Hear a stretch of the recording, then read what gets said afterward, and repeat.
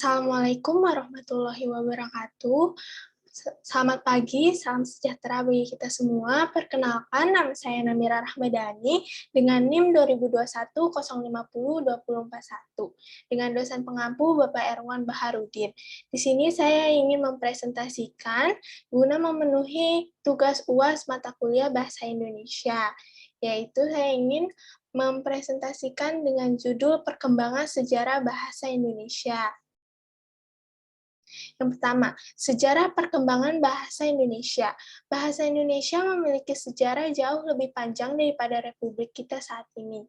Bahasa Indonesia dijadikan sebagai bahasa nasional sejak tahun 1928. Bahasa Indonesia berasal dari bahasa Melayu, termasuk ke dalam rumpun bahasa Austronesia yang telah digunakan sebagai lingua franca di Nusantara. Pada tanggal 28 Oktober 1928, para pemuda dan pelajar mengikrarkan Sumpah Pemuda. Naskah putusan Kongres Pemuda pada tahun 1928 berisi 3 butir kebulatan tekad sebagai berikut. Yang pertama, kami putra dan putri Indonesia mengaku bertumpah darah yang satu, tanah Indonesia.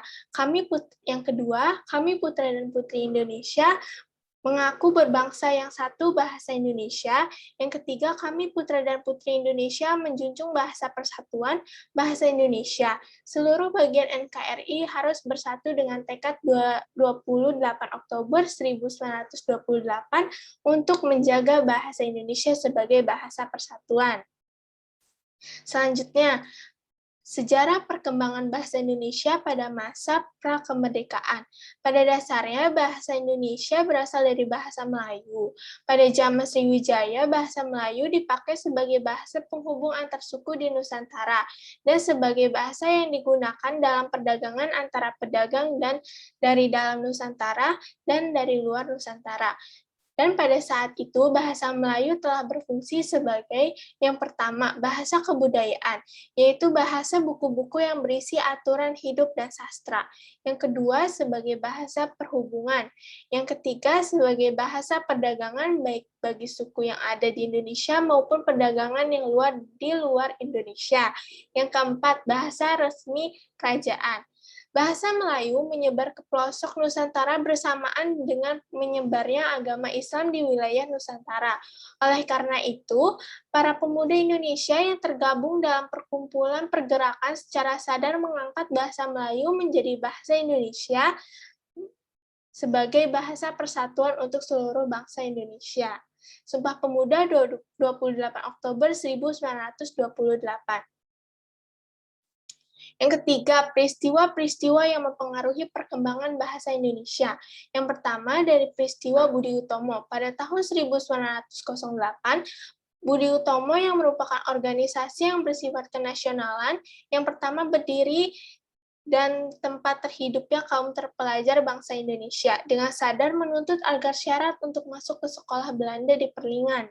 Yang kedua, Syarikat Islam. Syarikat Islam berdiri pada tahun 1912. Mula-mula partai ini hanya bergerak di bidang perdagangan, namun bergerak di bidang sosial dan politik juga. Yang ketiga, yaitu Balai Pustaka. Dipimpin oleh Dr. G.A.J. Hajwe pada tahun 1908, Balai Pustaka didirikan. Awalnya badannya bernama Komisi für de Volkslektur pada tahun 1917.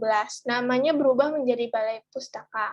Hasil yang diperoleh dengan didirikannya Balai Pustaka terhadap perkembangan bahasa Melayu menjadi bahasa Indonesia, salah satunya yaitu memberikan kesempatan kepada pengarang-pengarang bangsa Indonesia untuk menulis cerita ciptanya dalam bahasa Melayu.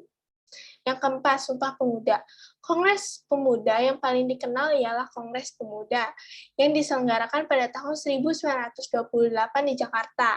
Padahal sebelumnya, yaitu tahun 1926, telah diadakan Kongres Pemuda yang tepat penyelenggaraannya juga di Jakarta. Peristiwa ini dianggap sebagai awal permulaan bahasa Indonesia yang sebenarnya.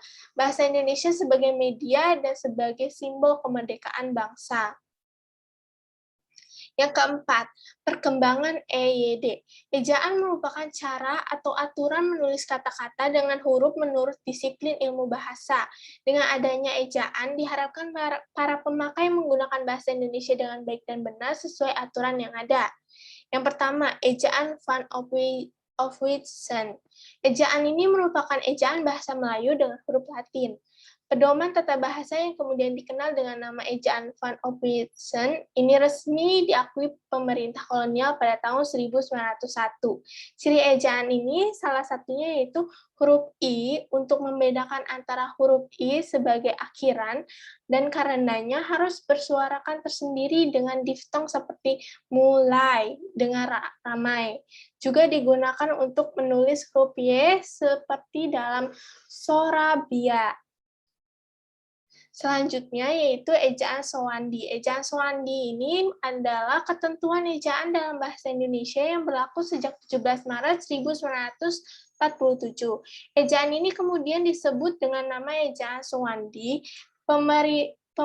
Menteri Pendidikan dan Kebudayaan kala itu ejaan ini mengganti ejaan sebelumnya, yaitu ejaan Van Ophuijsen yang mulai berlaku sejak pada tahun 1901. Huruf O diganti dengan U pada kata-kata guru, itu, umur, dan lain sebagainya. Yang ketiga, ejaan yang disempurnakan. Ejaan yang disempurnakan, EYD adalah ejaan bahasa Indonesia yang berlaku sejak tahun 1972.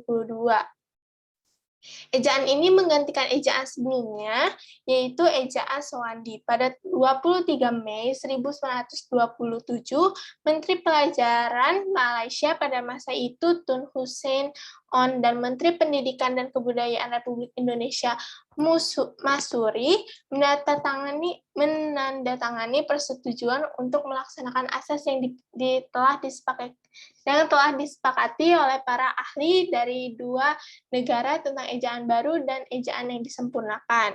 Departemen Pendidikan dan Kebudayaan menyebarluaskan buku panduan pemakaian berjudul Pedoman Ejaan Bahasa Indonesia yang Disempurnakan. Pada tanggal 12 Oktober 1972, Panitia Pengembangan Bahasa Indonesia, Departemen Pendidikan dan Kebudayaan menerbitkan buku Pedoman Umum Ejaan Bahasa Indonesia yang Disempurnakan dengan penjelasan kaidah penggunaan yang lebih luas. Selanjutnya yaitu fungsi dan kedudukan bahasa Indonesia. Fungsi bahasa Indonesia secara umum yaitu sebagai bahasa nasional, alat komunikasi, alat berintegritas dan beradaptasi nasional, serta sebagai alat kontrol sosial. Dan fungsi bahasa Indonesia secara khusus yaitu untuk mengadakan hubungan dalam pergaulan sehari-hari, mewujudkannya seni, mempelajari bahasa-bahasa kuno, dan mengeksploitasi iptek. Kedudukan bahasa Indonesia. Bahasa Indonesia memiliki kedudukan yang sangat penting yang tercantum di dalam yang pertama ikram. Ikrar ketiga Sumpah Pemuda 1928 dengan bunyi Kami Putra dan Putri Indonesia menjunjung bahasa persatuan bahasa Indonesia. Sejak 9 Juli 2009, keberadaan dan penggunaan bahasa Indonesia sudah diatur dalam Undang-Undang Nomor 24 Tahun 2009 tentang bendera, bahasa, dan lambang negara, serta lagu kebangsaan. Ditambahkan pada pasal 36 menyatakan bahwa bahasa negara ialah bahasa Indonesia. Kedudukan bahasa Indonesia diidentifikasikan menjadi bahasa persatuan, bahasa nasional, bahasa negara, dan bahasa standar. Sebelum menutup presentasi saya pada hari ini, saya ingin memberikan pepatah Tiongkok, yaitu guru membukakan pintu, tetapi Anda harus masuknya sendiri. Jadi, yaitu guru membimbing kita, tapi kita yang harus mengeksplornya sendiri dalam mencari materi. Terima kasih.